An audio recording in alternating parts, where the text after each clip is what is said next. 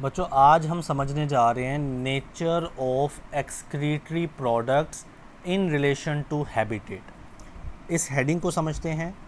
देखिए excretory product क्या होता है। ऐसी चीज़ बॉडी के अंदर जो हमें निकालनी है, जो बॉडी के अंदर नुकसानदेह है, हमें वो निकालनी है, वो हमारा एक्सक्रीटरी प्रोडक्ट होता है। जैसा कि मोस्ट ऑफ द केसेस में ये नाइट्रोजीनियस वेस्ट होता है, यानी नाइट्रोजन वाला नाइट्रोजीनियस वेस्ट होते हैं ये एक्सक्रीटरी प्रोडक्ट। ठीक है, अब ये निकालना जो है ना, उसकी जो नेचर है कि कौन सा नाइट्रोजनस वेस्ट है, क्योंकि एक तरह का थोड़ी है, बहुत सारे हैं, उसकी नेचर डिपेंड करती है हैबिटेट के ऊपर, यानी ऑर्गेनिज़म की रहने की जगह के ऊपर। ऑर्गेनिज़म पानी के अंदर रह रहा है तो वो जो एक्सक्रीटरी प्रोडक्ट निकालेगा वो डिफरेंट नेचर का होगा। ऑर्गेनिज़म खुश्की के ऊपर रह रहा है तो वो जो निकालेगा एक्सक्रीटरी प्रोडक्ट वो डिफरेंट नेचर का होगा। ठीक हो गया जी। तो बेटा सबसे पहले आपने ये रीड आउट कर लेना है, लेकिन इसमें ये बात याद रखनी है कि जो नाइट्रोजीनियस वेस्ट है ना, एक्सक्रीटरी प्रोडक्ट क्या होता है, नाइट्रोजीनियस वेस्ट, यहाँ भी मैंने लिखा, वो तीन तरह के हो सकते हैं most of the important case में ना। अमोनिया हो सकता है, यूरिया हो सकता है, यूरिक एसिड हो सकता है। ठीक है, ये क्या है, are the main metabolic waste. हमारे बॉडी के अंदर मेटाबॉलिक वेस्ट जो मेजर हैं वो ये तीन हैं। अब बाकी आपने रीड कर लेना है और हम मूव करते हैं इन तीनों की डिटेल के ऊपर। सबसे पहले हम पढ़ेंगे अमोनिया को, जिसका फार्मूला क्या होता है, NH3। जी तो बेटा स्टोरी को पहले सुन लें कि अमोनिया हमारी बॉडी के अंदर या जिन ऑर्गेनिज़म ने अमोनिया निकालना होता है आता कहाँ से। सबसे पहले बेटा अमाइनो एसिड जो होते हैं ना, जो कि बेसिकली प्रोटीन के प्रोडक्ट होते हैं। प्रोटीन जब टूटता है तो क्या बनते हैं, अमाइनो एसिड। अमाइनो एसिड का फार्मूले में NH2 का एक ग्रुप लगा हुआ है जिसको हम अमाइनो ग्रुप कहते हैं। इसी तरह से आपने न्यूक्लिक एसिड पढ़ा हुआ है, न्यूक्लिक एसिड यानी DNA RNA। ठीक है बच्चे, उनसे भी ये अमाइनो ग्रुप मिलता है, ये अमाइनो NH2 ग्रुप। तो अगर ये NH2 ग्रुप अपने साथ एक और हाइड्रोजन मिला ले, जो कि ऐसा करता है वो, तो बेटा फिर बनता है NH3 यानी अमोनिया। तो यूँ अमोनिया बनता है। अब अमोनिया बनता कहाँ पे, ये बड़ा इंपॉर्टेंट MCQs है बेटा, ये हमारे लिवर के अंदर बनता है। जी तो बेटा लिवर के अंदर बना, ये MCQs हो गया। उसके बाद ये जो अमोनिया है ना, ये बड़ा टॉक्सिक नेचर का है, यानी बड़ा जहरीलापन इसके अंदर है, टॉक्सिक नेचर का। अब आपने सुना होगा कि अगर किसी चीज़ को कम टॉक्सिक करना है ना, तो बेटा उसको डाइल्यूट कर दो, यानी उसमें पानी डालो, डालते रहो अनटिल के वो उसकी टॉक्सिसिटी कम हो जाए या ख़त्म हो जाए। तो ज़ाहिर है अमोनिया को टॉक्सिसिटी ख़त्म करनी है ना, ताकि बॉडी को नुकसान ना हो। तो उसके लिए 1 ग्राम अगर अमोनिया है बॉडी में, 1 ग्राम अमोनिया है, तो उसको डाइल्यूट करने के लिए 500 ml पानी चाहिए, 500 ml वाटर चाहिए इसको डाइल्यूट करने के लिए। और जब डाइल्यूट करेंगे तो ये क्या हो जाएगा, नॉन टॉक्सिक बन जाएगा। यानी अमोनिया को टॉक्सिक से नॉन टॉक्सिक कैसे बनाना है, ये टॉक्सिक है। ठीक है, 1 ग्राम अमोनिया के साथ 500 ग्राम पानी मिक्स करो। बेटा 500 ग्राम का मतलब पता है, आधा लीटर, 0.5 लीटर, यानी हाफ लीटर की कोल्ड ड्रिंक मिलती है ना, कितना ज़्यादा पानी होता है। ठीक है, तो बेटा इतना ज़्यादा पानी चाहिए 500 ml या 0.5 लीटर, जस्ट 1 ग्राम अमोनिया को रिमूव करने के लिए या डाइल्यूट करने के लिए, बॉडी से निकालने के लिए। तो इतना पानी तो सिर्फ़ और सिर्फ वो ऑर्गेनिज़म ही अफोर्ड कर सकते हैं जो कि फ्रेश वाटर, यानी सिंपल कह लें वाटर में रह रहे, जिनकी रिहाइश पानी के अंदर है। वो पानी उनके बाहर बॉडी के कितना ज़्यादा होगा ना, तो वो सराउंडिंग से पानी लेंगे और वो निकाल देंगे अमोनिया को। लेकिन हमारे जैसे ऑर्गेनिज़म जो पानी में नहीं, खुश्की में रह रहे हैं, तो हम इतना ज़्यादा पानी नहीं पी सकते कि हम हर 1 ग्राम अमोनिया के लिए 500 ml पानी इस्तेमाल कर रहे हैं। जी बेटा, तो सारी बातें यहाँ से लेकर यहाँ तक पढ़ने के बाद फ्रेश वाटर एनिमल अफोर्ड कर सकते हैं। कौन कौन से ये पढ़ा देता हूँ। मोस्टली फ़िशेस ज़्यादातर, प्रोटोजोन्स भी हैं, स्पंजेस भी हैं और सेलेंट्रेट्स भी हैं।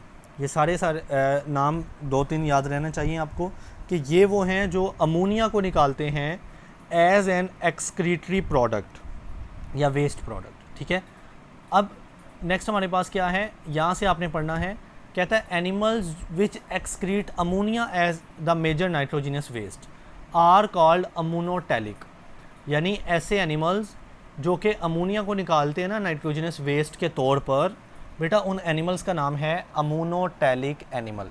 जैसा कि फिशेस क्या हैं, अमोनोटैलिक हैं, ठीक है। प्रोटोजोन अमोनोटैलिक हैं, स्पंजेस क्या हैं, अमोनोटैलिक है, सेलेंट्रेट्स क्या हैं, अमोनोटैलिक, यानी जिन एनिमल ने अमोनिया को निकालना है वो अमोनोटैलिक हुए। जी तो बेटा अब हम यूरिया के ऊपर मूव करते हैं। बेटा इसका ये फार्मूला है, ये आपको याद करना पड़ेगा। मैं आपको ना इसको ओपन करके दिखाता हूँ, ये ज़्यादा ईजी रहेगा। जी तो अब हमारे पास दूसरे वो ऑर्गेनिज़म हैं जो कि यूरिया को रिमूव करते हैं। तो सबसे पहले यूरिया का फार्मूला आना चाहिए बेटा, C के साथ डबल बॉन्ड ऑक्सीजन यानी CO बनता है और इस कार्बन की दोनों तरफ NH2 लगे होते हैं। ये अमोनिया का ओपन फार्मूला है और यहाँ पर अमोनिया का कंडेंस फार्मूला यानी क्लोज्ड फार्मूला है।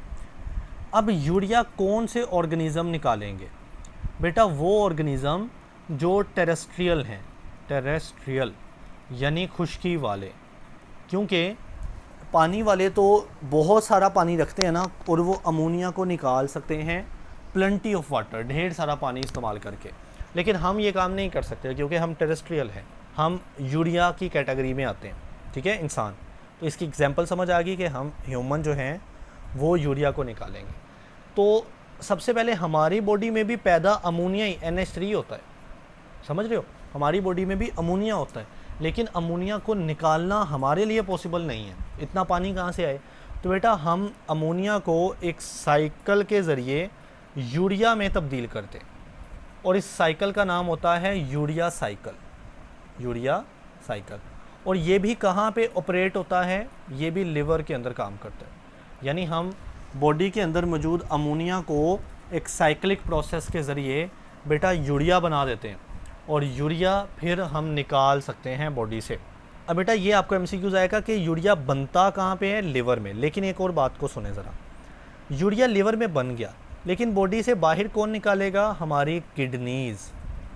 किस शक्ल में? यूरिन की शक्ल में। तो यही होता है ना कि यूरिया बनेगा, किडनीज़ उसको यूरिन की शक्ल में निकालेगी।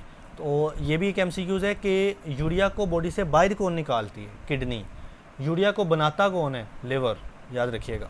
जी तो बेटा अब अगर हम टॉक्सिसिटी की बात करें ना, तो यूरिया भी टॉक्सिक होता है लेकिन अमोनिया जितना नहीं, अमोनिया से कम होता है।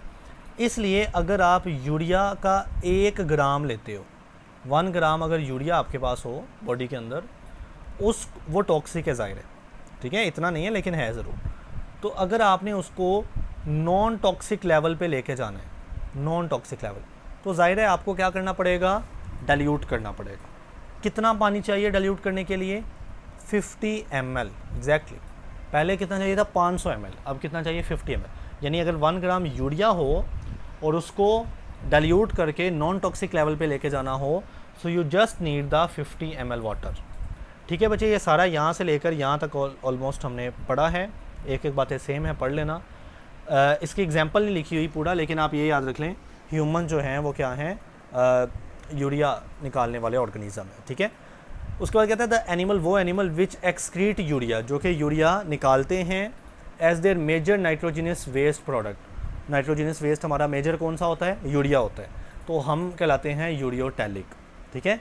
पहले क्या था? अमोनोटैलिक, ऐसे एनिमल जिन्होंने वेस्ट अमोनिया की शक्ल में निकालना था, और ऐसे एनिमल जिन्होंने यूरिया की शक्ल में निकालना है बेटा वो यूरियोटैलिक है। जी तो बेटा अब थर्ड कैटेगरी है यूरिक एसिड की। बेटा देखें ये कितना कम्प्लेक्स फार्मूला है। बेसिकली इसमें ना 2 रिंग्स बनती हैं, वो केमिस्ट्री में रिंग वगैरह पढ़ते हो ना, तो इतना कम्प्लेक्स फार्मूला है, लिहाजा आप इसको खोल के ना याद करें, वो ज़्यादा मुश्किल हो जाएगा। आप इसको ऐसे ही रटा लगा लें, C5H4N4O3। बुक में अगर रिंग खोल के बनाई होती है ना तो मैं वो आपको सिखाता फिर। जी तो बच्चे थर्ड कैटेगरी है यूरिक एसिड। यूरिक एसिड, अब बच्चे यूरिक एसिड किन एनिमल्स ने निकालना है?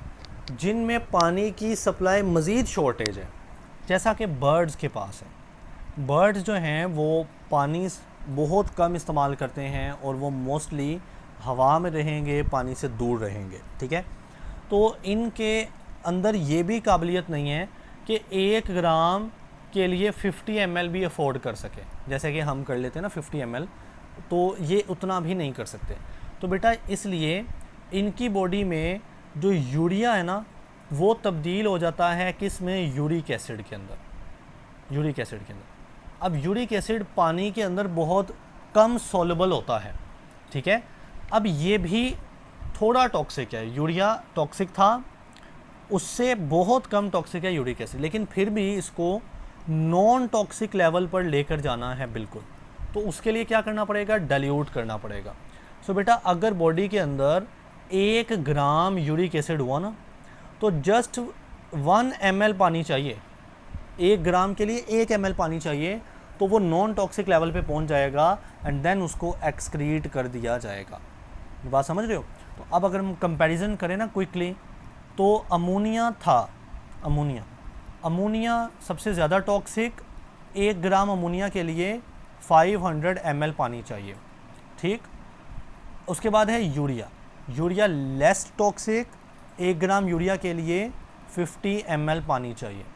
यूरिक एसिड लीस्ट टॉक्सिक, ठीक है, सबसे कम टॉक्सिक होता है। 1 ग्राम यूरिक एसिड के लिए जस्ट 1 ml यानी 1 मिलीलीटर पानी चाहिए। जी तो बेटा सारी बातें सेम हैं, लेकिन एनिमल के नाम याद रख लें कौन से। इंसेक्ट्स हो गए, डेजर्ट एनिमल, यस ये मैं कैसे बताना भूल गया कि डेजर्ट में तो पानी नहीं होता, तो बहुत कम होता है, तो उन्होंने भी वेस्ट रिमूव करना है ना, तो वो यूरिक एसिड की तरफ जाएंगे, सबसे लीस्ट पानी निकालना है, ठीक है। बर्ड्स हो गए, रेप्टाइल्स वगैरह हो गए, ये सारे किन कंडीशन में रह रहे हैं, एक्सट्रीम वाटर कंजर्वेशन चैलेंज में रह रहे हैं, कि इन्होंने पानी को कंजर्व करना है, बचा के रखना है, ज़ाया नहीं होने देना इतना, due to the arid nature of their environment, क्योंकि इनके इन्वायरमेंट की नेचर क्या है, एरिड है। एरिड यानी जहाँ पे पानी इतना नहीं होता, खुश्क नेचर कह सकते हैं, ठीक है। और आखिरी बात क्या है, द एनिमल, ये एनिमल्स क्या कहलाते हैं, यूरिकोटैलिक्स, जो कि यूरिक एसिड को अपने बॉडी से निकालते हैं ना, एक्सक्रीट करते हैं, बेटा उनका नाम होता है यूरिकोटैलिक। तो यूँ बनता है अमोनोटैलिक, यूरियोटैलिक, यूरिकोटैलिक। अब बेटा ये वाला पैराग्राफ, इसमें से कुछ पूछा जा सकता है। ह्यूमन जो हैं, हमने पढ़ा था कि वो यूरिया निकालते हैं अपनी बॉडी में से ना, वेस्ट किस शक्ल में निकालते हैं, यूरिया की शक्ल में, लेकिन humans also excrete small amount of uric acid in the urine. हमारी बॉडी में यूरिया मेन होता है, लेकिन कुछ हद तक हमारी बॉडी में यूरिक एसिड भी होता है, जो कि हम यूरिन के ज़रिए निकालते हैं। Uric acid is the by product of break down of purine. Purine बेटा बेसिस होती हैं, नाइट्रोजिनियस बेस होती हैं, आपने DNA RNA फर्स्ट ईयर में पढ़ा ना, प्यूरिन्स। तो जब हमारी बॉडी उसकी ब्रेक डाउन करते हैं ना, तोड़ती है, तो उसके बाय प्रोडक्ट यानी साथ बनता है यूरिक एसिड। अब प्यूरिन कहाँ पे हमें मिल सकती हैं, बहुत सारी खुराक, फूड के अंदर हम प्यूरिन खा लेते हैं, जैसा कि मीट हो गया, ख़ास तौर पर गोश्त से हमें प्यूरिन मिल सकती है, और कुछ वेजिटेबल से भी हमें प्यूरिन मिल सकती है, और प्यूरिन से बेटा यूरिक एसिड प्रोड्यूस होता है। अब बच्चे अगला एक MCQs है, uric acid is also produce in the liver. ये भी MCQs है कि यूरिक एसिड भी कहाँ पैदा होता है, लिवर के अंदर। इन हेल्दी इंडिविजुअल, जो सेहतमंद इंडिविजुअल्स है ना, most of the uric acid produced is excreted in the urine. हमारे अंदर जो हेल्दी बंदे होते हैं, एक्सक्रीट हो जाता है, यूरिक एसिड निकल जाता है। But when there is an excess of uric acid in blood, लेकिन बेटा अगर हमारे ब्लड के अंदर यूरिक एसिड ज़्यादा हो गया तो क्या होगा, it can lead to the formation of uric acid crystal. तो यूरिक एसिड जमा हो सकता है, उसके क्रिस्टल जमा हो सकते हैं। आपने सुना होगा यूरिक एसिड के प्रॉब्लम हो गए इन जॉइंट, जोड़ों के अंदर, टिश्यूज़ के अंदर, कॉजिंग पेनफुल कंडीशन, और बड़ी खौफनाक, बड़ी दर्दनाक कंडीशन आ सकती हैं, जैसा कि गाउट आती है। जी तो बेटा ये गाउट की कंडीशन है। आप देख सकते हैं ये जो जॉइंट है ना, ये हड्डी है, ये हड्डी है, उसके दरमियान ये जो जॉइंट है, वहाँ पे क्या हुआ है, uric acid buildup, uric acid जमा हो गया है, और ये काफ़ी पेनफुल होता है।